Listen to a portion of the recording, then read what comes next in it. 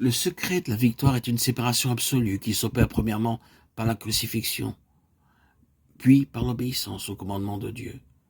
Josué 7,4 nous apprend de quelle manière Israël se rendit compte que le camp était sous la malédiction. La ville de Jéricho avait été prise et tout paraissait aller au mieux quand les 3000 hommes de guerre partirent pour Haï.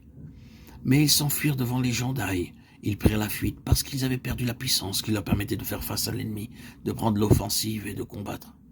Pas plus Josué que les hommes du peuple ne savaient que la malédiction était venue sur le camp jusqu'à ce qu'ils partissent en guerre et que leurs vaillants guerriers, encore tout remplis d'enthousiasme à cause de la prise de Jéricho, ne se fussent enfuis devant les gens d'Aï. Ils tournèrent le dos à l'ennemi et seulement alors comprirent que quelque chose n'était pas en ordre. Était-ce Dieu qui leur avait failli?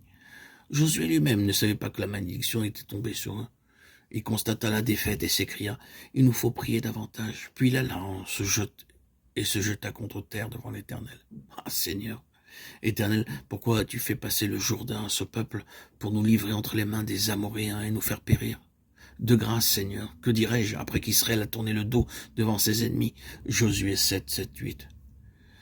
Mais était-ce de plus de prière qu'il avait besoin? L'Éternel dit « Lève-toi, pourquoi restes-tu ainsi couché sur ton visage ?» Israël a péché. Ils ont pris des choses dévouées par interdit. Aussi les enfants d'Israël ne peuvent-ils résister à leur ennemi. Ils tourneront le dos devant leur ennemi, car ils seront sous l'interdit, sous la malédiction. Pourquoi cela? Que s'était-il passé? Comment la malédiction avait-elle pu venir sur eux? Se pouvait-il que ce soit seulement à cause d'un petit lingot d'or? Ce n'est pas ces objets eux-mêmes, mais la puissance démoniaque qui se cachait derrière eux, laissant son empreinte et sa souillure sur eux qui étaient dévoués par interdit. De même, si vous touchez à une chose qui appartient au Dieu de ce monde, cela mènera une malédiction sur vous et sur tout le camp. Josué ne devint conscient du fait que la puissance de Dieu, qui jusqu'alors avait collaboré avec eux contre l'ennemi, s'était retirée d'eux que lorsqu'ils partirent à la conquête d'Aï et qu'ils se trouvèrent sans force pour vaincre leur ennemi. Ainsi en est-il dans notre lutte spirituelle, et de même que chaque étape de la victoire devait être gagnée en prenant l'offensive contre l'adversaire, de même en est-il pour nous aujourd'hui. Mais comment prendre l'offensive spirituellement parlant? En réalité, cela signifie beaucoup.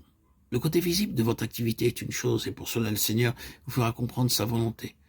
Mais une autre chose est, dans votre chambre, à la maison, de prendre en esprit une attitude d'opposition aux œuvres du diable et de dire « Seigneur, me confiant dans l'efficacité de ta victoire, je prends l'offensive en ton nom contre toutes les puissances des ténèbres qui accablent les missionnaires, qu'ils soient en Chine, aux Indes, en Afrique, et je résiste avec eux au nom de Jésus-Christ à tout ce qui s'oppose à eux. » Ceci est possible parce qu'en esprit toute l'Église de Christ est une et indivisible, et que par conséquent, si je suis uni au Seigneur vivant, ressuscité et glorifié, participant de sa vie, je sais que ces missionnaires en pays païens sont aussi membres du même corps.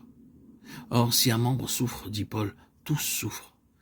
Il est nécessaire que nous réalisions mieux le fait de l'unité du corps de Christ, impliquant que nous sommes aussi rapprochés en Christ des membres de ce corps qui sont aux extrémités de la terre et que nous le sommes de ceux qui sont autour de nous.